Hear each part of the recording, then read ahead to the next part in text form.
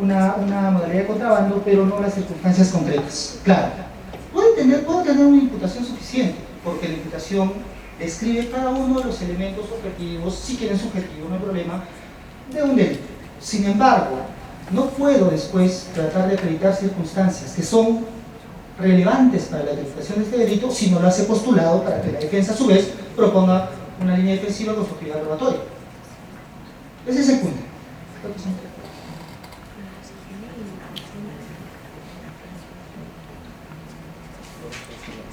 Muy bien. Aquí hay un problema. Vamos a ver algún caso práctico. No es improcedencia, es imprudencia. O es un delito culposo. Se atribuye un delito culposo de forma genérica sin especificar los fácticos de las infracciones de deber. ¿Qué les parece? Vamos acercándonos un poco a esto de la excepción. Yo propongo: Juan Pérez descuidadamente manejaba su vehículo y atropelló a Pedro y lo mató. Ya está. Es evidente, señores, nadie lo va a negar, que faltan fácticos respecto a la infracción de deber. Disculpe, señor fiscal, ¿qué es descuidadamente? Ah, no, pero sabe que estaba manejando a mayor velocidad de la adecuada, estaba hablando por celular. Ah, pues lo siento, su imputación es insuficiente. Pero mi pregunta ¿es posible la subsanación? Porque genera indefensión. Sí. Sí es posible la subsanación. El legislador prevé una norma en la que pueden subsanarse, porque ¿saben qué? ¿Qué estoy afectando con esta afirmación? Juan Pérez descuidadamente manejando su vehículo atropelló a Pedro. ¿Qué estoy afectando? ¿Qué principio? No me hablen del principio de imputación necesaria, al menos por ahora. ¿Qué principio? ¿Legalidad? Porque si es legalidad es excepción de procedencia de acción y, ¿de acuerdo? Mediano. Precisión de cargos. Precisión de cargos. Claro. ¿Y con ello qué? ¿Puede ser el derecho de defensa también? ¿De acuerdo? Pero disculpen, el conducir descuidadamente y matar a una persona no es delito. No está en la norma.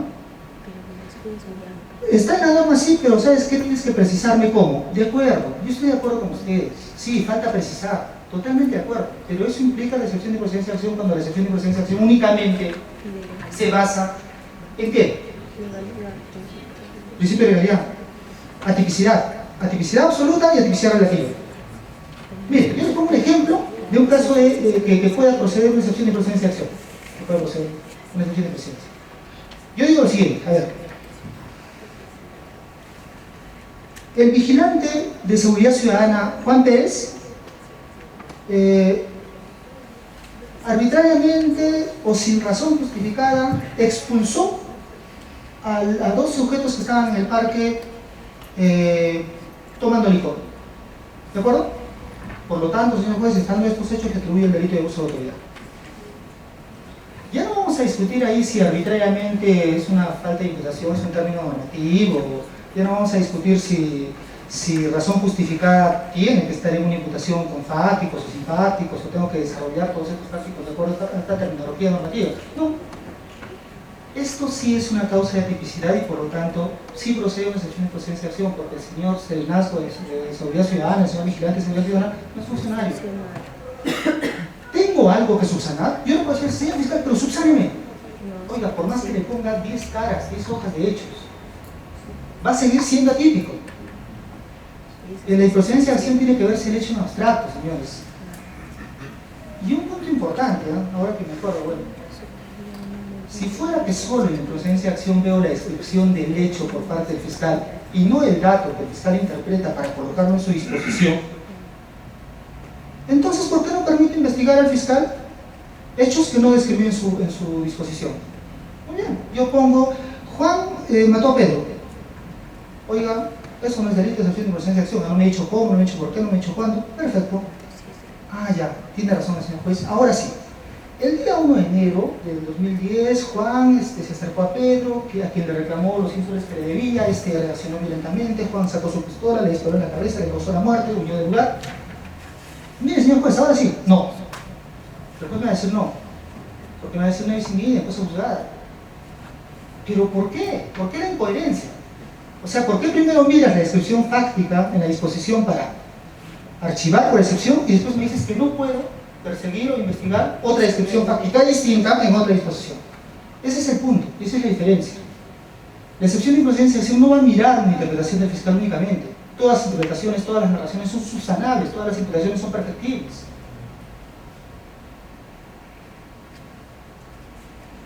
Bien, otra. Y esto, bueno, casos que siempre ocurren, ¿no? Ejemplo 3, se atribuye intervención delictiva conjunta, por autoría, complicidad, sinergia fácticos de roles específicos. Esto ocurre cada vez más si no salimos por, ¿cómo es? Autoría aditiva, por autoría aditiva, si no salimos por ahí, tenemos que, como sea, indicar que como imputaciones recíprocas el hecho les pertenece a todos, ¿no? Más o menos por ahí. Pero si puedo subsanar esto, si puedo dar circunstancias de reparto de roles, ¿por qué no es posible? Otra vez, ¿qué principio o qué derecho afecta? Disculpen, que 3 personas ingresen a un banco y se lleven $100.000 amenazando con un arma de fuego, ¿no es delito? ¿O no es delito porque yo no atribuí el rol de cada una de las personas? Porque si es así hay que decirlo, ¿no? Entonces, ¿qué afecta? ¿Comunicación de cargos? Perfecto. Sí, es el hecho típico, pero es impreciso, entonces procede la subsanación. Y seguimos con eso. Y el artículo 352 nos permite eso. Hay otro efecto sustancial por incongruencia entre la prueba ofrecida y las circunstancias fácticas. Aquí hay 2 situaciones, y aquí sí este tema es más interesante todavía. Se ofrece prueba para probar una circunstancia que no está en la acusación. 1. Y otra, se describe una circunstancia pero no se ofrece prueba para acreditarla. Es 2 situaciones totalmente contrarias, ¿no? Por ejemplo, yo describo la circunstancia de amenaza por arma de fuego. No ofrezco una sola prueba para amenaza por arma de fuego. Y al contrario, ofrezco prueba para acreditar amenaza por arma de fuego, pero no describo las circunstancias de la acusación. ¿Qué creen que pase?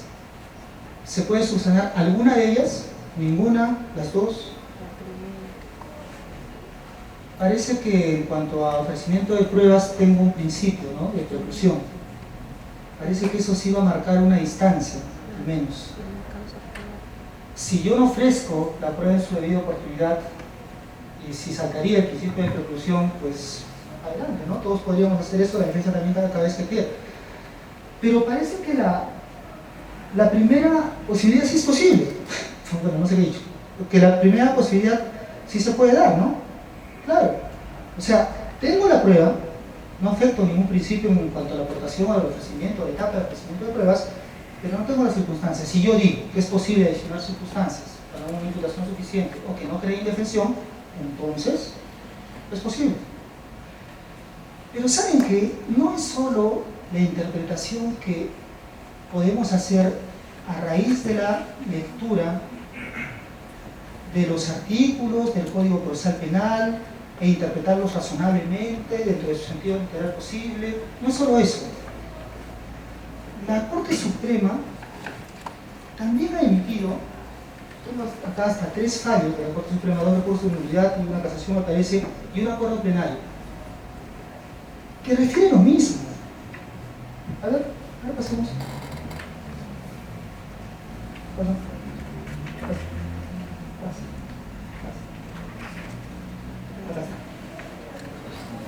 La casación 956-2011, Ucayali. No, pasa. Este es de la nulidad. Pasa. Acá está. La casación 388-2012, Ucayali. ¿Qué dice? El tribunal siempre está en capacidad por vía de control de exigir al representante del Ministerio Público un nivel mínimo de coherencia entre los medios de prueba planteados y sus conclusiones fácticas, así como el principio de imputación necesaria, concreta y completa, a cuyo fin podrá solicitar las aclaraciones que el caso exija. Dicho control no puede significar per se la fundabilidad de una excepción de improcedencia de acción, pues el fiscal a cargo puede insistir en su conclusión fáctica incriminatoria. 2012. O sea, no es algo nuevo. No es algo que nos estemos enterando recién. La Suprema ya ha dicho, si falta precisión de cargos, la salida, disculpa, no siempre es excepción de improcedencia de acción, ¿no? Puede subsanarlo, sí. Hay un acuerdo plenario que, bueno, ustedes deben conocerlo mejor, de audiencia de tutela e imputación suficiente. que en casos de que no exista una debida atribución, una imputación concreta expresa con los estándares mínimos exigibles, lo que corresponde que siempre es la subsanación de esas omisiones por parte del fiscal, y por lo tanto el juez solo tiene una función correctora, nada más. Ya.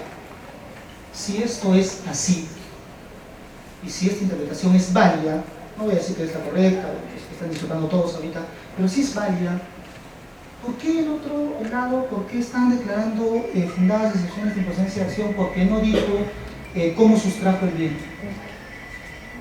¿Por qué se está declarando fundadas excepciones de improcedencia de acción? Porque no dijo la fecha de comisión. El punto es que en cada una de estas decisiones no encontramos una coherencia en la motivación.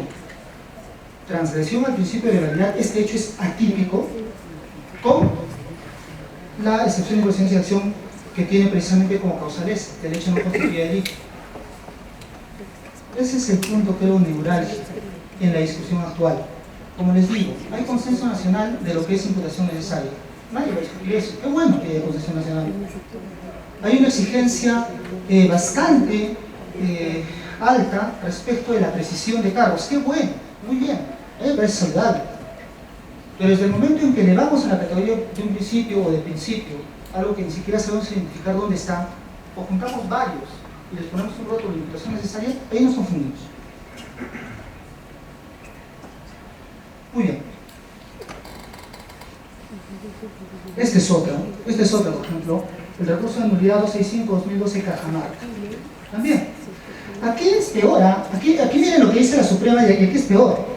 Dice, el representante del Ministerio Público se limitó a formular una instrucción de los hechos como consecuencia de la investigación realizada sin haber establecido completamente la institución fáctica de las acusadas a suponer de forma indisciplinada que actuó con alevosía, ferocidad, gran crueldad, limitándose incluso a enunciar el concepto de cada uno de estos tres presupuestos contenidos en la norma penal. O sea, a un fiscal se le ocurrió, este sujeto actuó con alevosía, ferocidad, gran crueldad.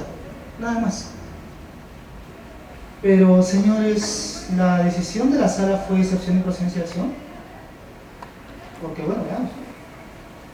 Frente a este concepto, este efecto de imputación no sostiene que debe declararse fundada una excepción de improcedencia de acción, sino por el contrario, que el colegiado de primera instancia, pese a no ser titular de acción penal, pudo haber subsanado dicho error por el representante del Ministerio Público. Cuando criticamos esta sentencia, este recurso de nulidad, siempre vamos a criticar cómo se le ocurre a la Suprema decir que el juez va a subsanar el error del fiscal. Traten de no irse mucho por ahí, traten de ir más bien al tema de fondo. Sí, yo no estoy de acuerdo que el juez pueda hacer eso, pero traten de ir al tema de fondo. La falta de precisión, en este caso, de atribución de criterios o de elementos normativos, funda una excepción de improcedencia de acción. ¿Por qué nos preguntamos eso? Porque lo demás, la Corte Suprema ha podido decir, sí, el juez de primera instancia puede subsanar, pero la forma de subsanar al juez de primera instancia es devolverlo al fiscal para que este subsane, no hay problema, ¿no? Es una interpretación válida. Además está en la ley de correlación de la acusación y sentencia.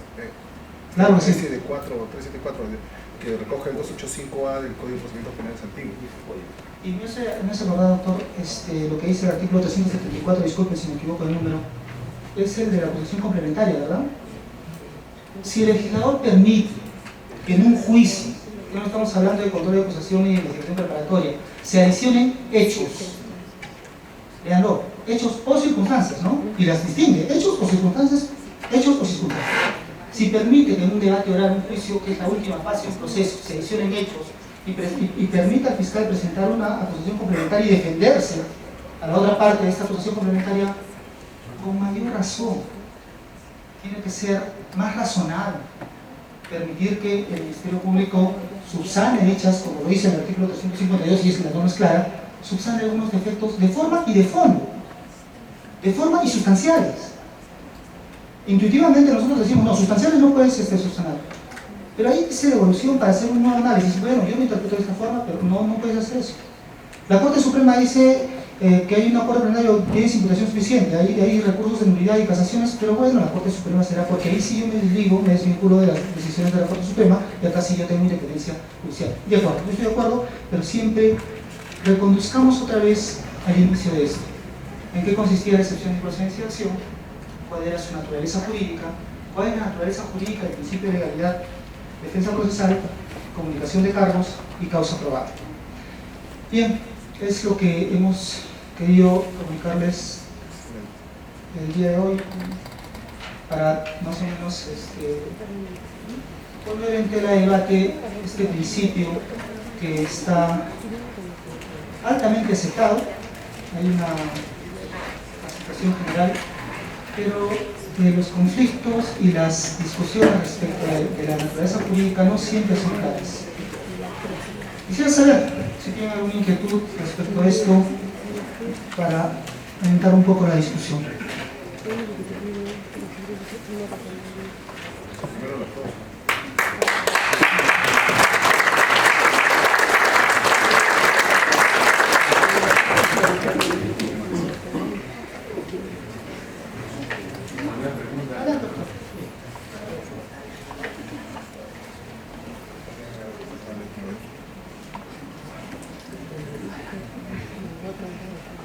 Felicitar a los expositores por la claridad con la que han sustentado el tema. Algunas de las cosas que ha presentado el doctor Reinaldi ya las he podido compartir a través de los debates en la sala. Trataré sobre lo último que decía el doctor Reinaldi en la presencia de situaciones o defectos de orden sustancial por defectos en la imputación. Decía, ¿cuál es el problema? El problema es simplemente hay que devolver para que se haga un análisis. ¿Y qué problema hay? Sí. Pero también en parte de su exposición decía usted, en tanto no haya una afectación al derecho de defensa, que es lo sustancial. Si un proceso penal está sujeto a un plazo de investigación preparatoria, ampliación del plazo, después de lo cual el Ministerio Público debe tener ya una acabada concreción de los hechos. Aceptamos la tesis de que, como decía el doctor Butrón, la imputación se puede ir construyendo, totalmente de acuerdo, pero para eso hay un tiempo que otorga la ley al Ministerio Público. Si esa salida que dice, bueno, hay que devolver al Ministerio Público para que haga la integración de esos hechos que, bueno, no están porque se pasó por razones diferentes, yo digo que hay una afectación al derecho de defensa en tanto no hay el conocimiento, pero ya los va a conocer con la acusación. Y entonces la pregunta es obvia, creo ya es previsible. ¿Cómo el imputado va a defenderse? ¿Cómo podrá hacer una defensa activa? Si acaso los plazos no están habilitados para una ampliación. Tendríamos que crear, o el juez acaso, un tercer plazo de investigación preparatoria para habilitar el derecho legítimo de defensa que tiene el acusado. Es una opción, podría ser, ya está. Podría ser, pero normativamente no está posibilitado ello hasta ahora. Luego, es una primera inquietud. Usted también dice, y tiene mucho sentido lo que dice, ¿no? Claro, la excepción de improcedencia de acción tiene un propósito que es ampararla cuando el hecho descrito no sea delito. Tipicidad absoluta, que bueno, no hay. Tipicidad relativa, lo que conocemos, vinculada a los elementos del tipo y la descripción fáctica que debe contener la imputación para agotar cada uno de los elementos del tipo. Entonces, y usted dice, y sí, pues es verdad, que muchas veces se declara no tanto ya una improcedencia de acción, porque con esto del acuerdo plenario, la verdad que se ha relativizado la posibilidad de amparar una pretensión de improcedencia de acción. En honor a la verdad, es un escenario académico de debate, cuando dice que es posible que el Ministerio Público vaya integrando con el curso de investigación preparatoria los cargos, creo yo que la eficacia de una excepción de improcedencia de acción se ha limitado, se ha reducido.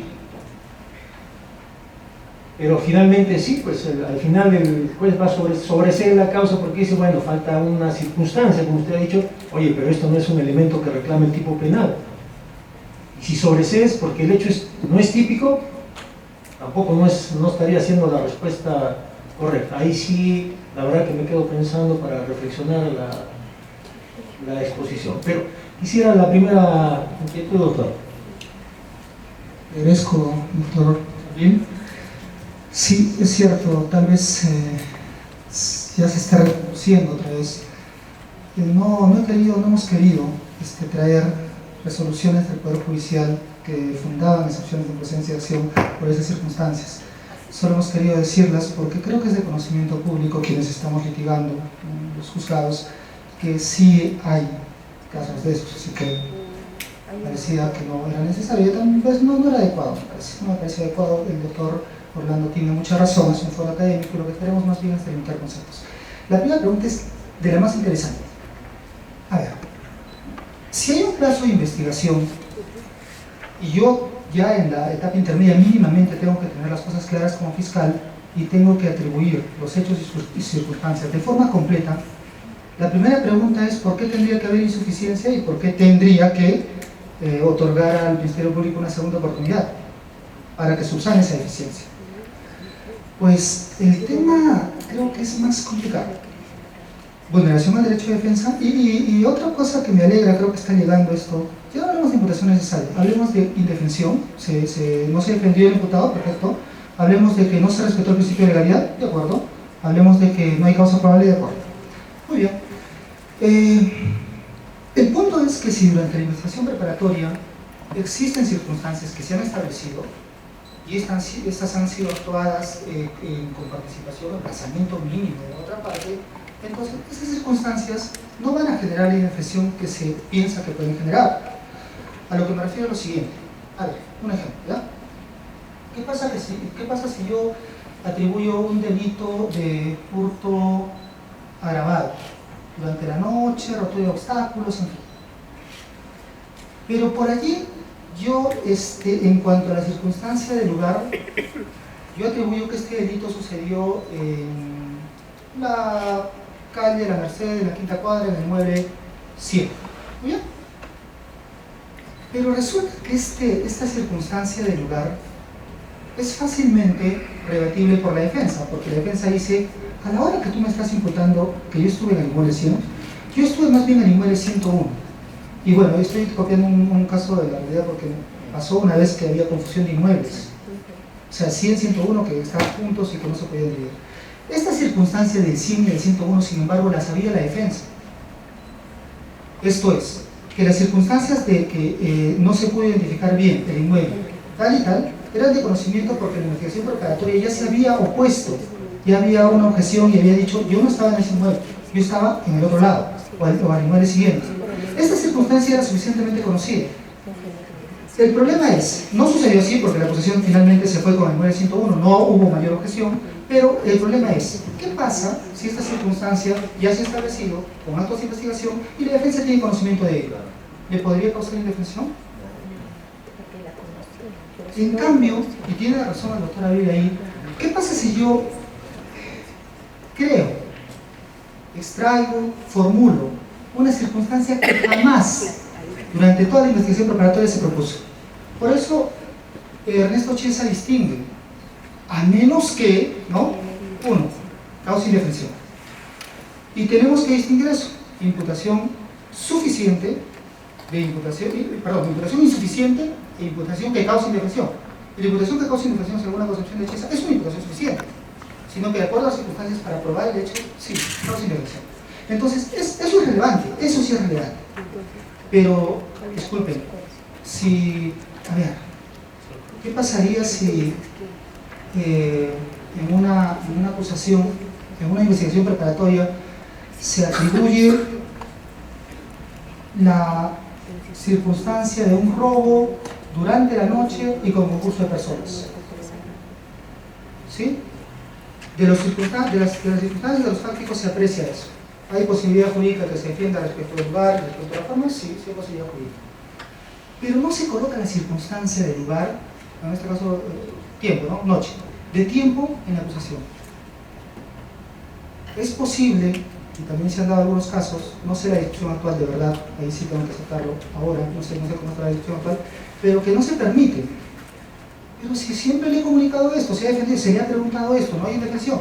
No lo sé, ahí sí lo sé. No vas a poder adicionar esa circunstancia. Entonces, ¿podemos hablar de indefensión allí? Lo que quiere decir el Tribunal Constitucional cuando se refiere a estos casos de que la indefensión tiene que ser concreta, quiere decir eso, que tiene que aterrizar. esta palabra la he copiado de un juez muy reconocido, que tiene que aterrizar en el caso. Puedo invocar en abstracto el derecho de defensa y listo. Hubo un caso en el que no fue el imputado a juicio oral, fue la fiscal, o el fiscal, ¿ya? A juicio oral. El fiscal atribuyó, pónganse, Juan Pérez tuvo acceso carnal con la menor tal en tal lugar. Y la juez le dijo, ¿qué dijo usted? Acceso carnal, ¿no? Sí. Nada más. Dijo, no está así la acusación. Ah, y eso pasó con una acusación muy resolución. Excepción de improcedencia de acción porque no ha establecido la vía por la que se habría cometido el acceso carnal. Mire, este caso es paradigmático. Este caso ha sucedido, o la operación se ha llevado a cabo hace menos de 6 meses. Este caso es paradigmático, porque presumió el juez que hay vulneración al derecho de defensa sin más. No vino ni siquiera el imputado. ¿Qué pasaría, yo digo, si el imputado dice, sí, ya sé, yo lo defendí eso por si acaso en toda la investigación preparatoria, porque yo he demostrado que ese día no estaba ahí, o en todo caso he demostrado que yo tenía una relación sentimental con esa señorita que ya tiene 15 años. Pero no es necesario la defensa ahí. Y solo me pregunto algo. Bueno, y este es uno de los casos más complicados que nos ha animado incluso a hacer este curso. Si yo digo lo siguiente, Juan Pérez tuvo acceso carnal con la menor ABC de 13 años. El consentimiento es irrelevante, no dije la vida por si acaso. ¿Cuál es la consecuencia jurídica que le asignaría? ¿Hay imputación deficiente? Claro que sí hay. No voy a negarlo, nadie lo va a negar. ¿Cuál es la consecuencia jurídica que le asigna? Y claro, evidentemente le atribuye la norma, ¿no? El artículo 173, no sé, que es irrelevante el consentimiento. La consecuencia jurídica que le atribuyeron los jueces fue la excepción de improcedencia de acción. Y nadie se preguntó por qué. Porque debe ser correcto. Porque las personas que estuvieron de acuerdo con esa decisión estaban bien. Son personas razonables, instruidas en derecho. Las personas que estaban en desacuerdo con esa decisión simplemente se ganaban algunos adjetivos que ya no iban a pasar. No, este sujeto no conoce antecasas. Pero no era siquiera, finalmente, indagar un poco si ese hecho así, no indagar, interpretar en todo caso, si ese hecho así expuesto encaja o no encaja en una norma. Yo me pregunto, ¿el acceso carnal con menor de edad, disculpe, no es delito? Sí, pero no me has dicho cómo, no has precisado. De acuerdo, no he precisado y lo reconozco. Ahora sí. ¿Cuál es la vía o la consecuencia jurídica de la no precisión? ¿Puede ser subsanación? Puede ser subsanación en el sentido de que durante toda la investigación preparatoria las circunstancias se dieron de acuerdo a los autos de investigación. Por ejemplo, tenemos el certificado que ha sido visto por el imputado, o ha sido estudiado o ha sido rebatido por el imputado, dice pues desfloración reciente o dice datos fonáculas recientes, no sé. De eso habla Chiesa. Ernesto Chiesa habla de eso precisamente. ¿Cómo puedo decir que estoy en indefensión? Otro punto que también me estaba olvidando. Reina Alfaro ha sacado su última edición de su Manual de Derecho Procesal Penal. Intuitivamente Reina Alfaro dice lo siguiente. Dice, voy a estudiar un poco el tema de la imputación con la excepción de improcedencia de acción. Y él dice lo siguiente. Cuando la imputación sea ambigua, no define que es ambigüedad, porque siempre quedamos en abstracto siempre.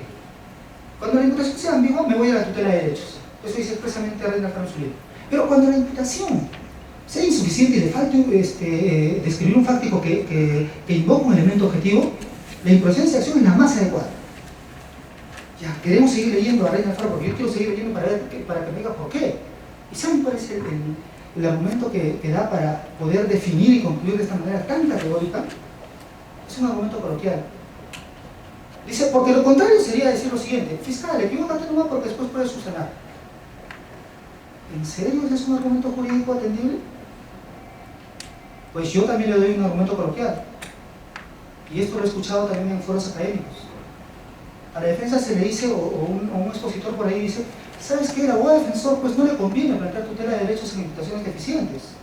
¿Cómo le va a convenir? Pues él deja pasar no el tiempo, como en la acusación no se puede hacer nada ya, listo, improcedencia de acción. Yo me pregunto si hay buena fe procesal o ética ahí, pero eso no importa, ¿no? Ya no nos importa eso. El punto es, señores, No estoy diciendo que lo que acabo de exponer sea pues absolutamente correcto o la única interpretación, pero es una interpretación igualmente válida. El punto es más bien tratar de interpretar esa norma que dice el doctor Orlando de 352. El legislador nos ha dado un acuerdo, nos ha dado una norma. Lo contrario sería decir que el Ministerio Público o ser humano, como los jueces también son seres humanos, nunca se pueden equivocar y tienen que hacer imputaciones correctas hasta la etapa intermedia, porque si no, no hay forma de solventar el problema. Adelante. Sí, gracias.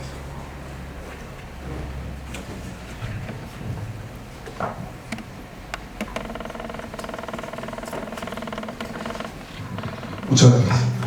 En principio, felicito a la primera magistratura la determinación de la invitación de los señores ponentes, del doctor Butrón, del doctor Roberto Reinaldi, excelentes expositores, de verdad que nos han llevado de la mano a todos, jueces, fiscales y asistentes, demás asistentes de función fiscal provisional, para poder entender este tema que realmente se tenía difuso.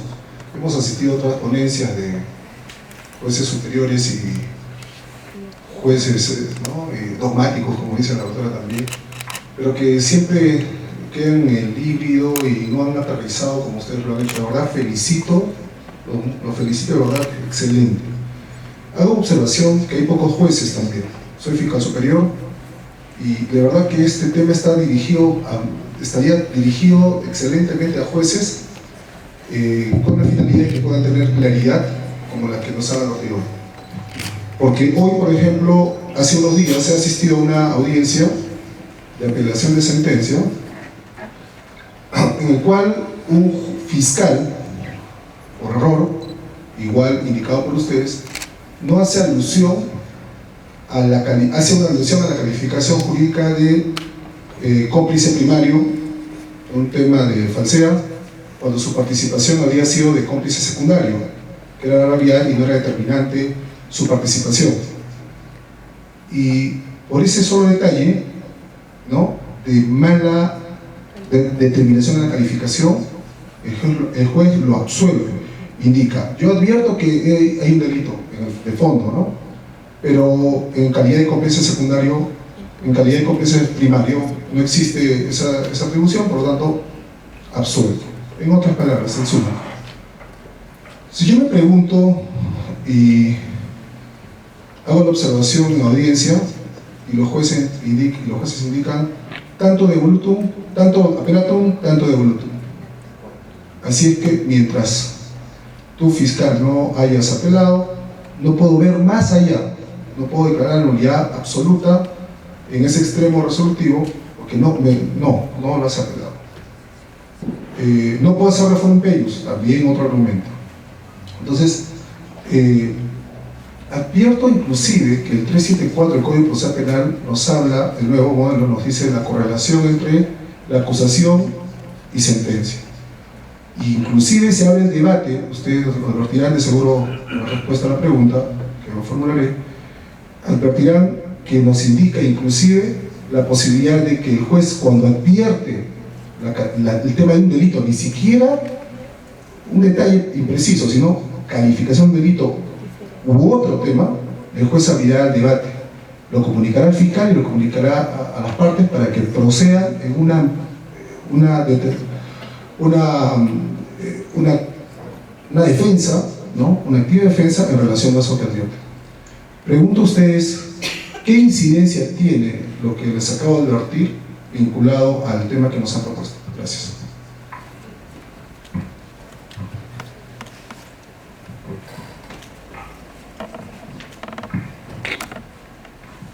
El doctor Rinaldi, quisiera yo que me responda. ¿Cómo lo vinculamos al tema para que no sea SULT? Y aprovechamos para entender un poco. Justamente, el juez no se desvinculó, pero ¿qué hubiese sucedido si sí lo hubiese hecho? Decía, hay proposiciones fácticas para justificar la responsabilidad de esta persona, pero no a título de cómplice primario, sino de cómplice secundario. Si no hubiese existido proposiciones fácticas y prueba actuada respecto a esas proposiciones fácticas, no hubiese sido posible que el juez se desvincule. Porque desvincularse hubiese implicado introducir circunstancias que no fue introducida en la acusación y por lo tanto vulnerar el derecho de defensa. ¿Qué hubiese pasado si el Ministerio Público no hubiese introducido circunstancias y por lo tanto el juez no tendría base fáctica para desvincularse? Pero se advierte esa situación antes que culmine el debate del juicio oral. ¿Acaso el Ministerio Público no puede introducir esas circunstancias que faltan para no vulnerar el derecho de defensa? Y un poco acá quisiera referirme también, no es mi tema, pero la inquietud del doctor Orlando Abril. Pero eso no implicaría recortar el derecho de defensa en el sentido que ya hay poco tiempo para preparar una defensa eficaz y adecuada. El Ministerio Público debe introducir todas esas circunstancias, pero en su momento, porque no es lo mismo tener toda la etapa de diligencias preliminares e inspección preparatoria, donde yo incluso puedo proponer actos de investigación, que tener 5 días, porque la norma incluso en la etapa intermedia se otorga 5 días para devolución de la acusación y para que presenten pruebas. E incluso en el supuesto de la acusación complementaria no solamente se suspende la audiencia por este plazo, sino que si hay nueva prueba que puede ofrecer el imputado para contrarrestar esta nueva atribución de cargos, se le puede admitir. Yo respondo esta pregunta y creo de la siguiente manera: es que resulta que no todo derecho fundamental es absoluto, y aunque haya indefensión, no creo que viole el contenido esencial, y ese es el meollo del asunto. No toda indefensión se vulnera de tal manera que afecte su contenido esencial, y si esto es así, tenemos que ver el otro derecho en juego. Hay un derecho a la tutela procesal efectiva, el derecho de la víctima a conocer la verdad, a actuar para ese juicio.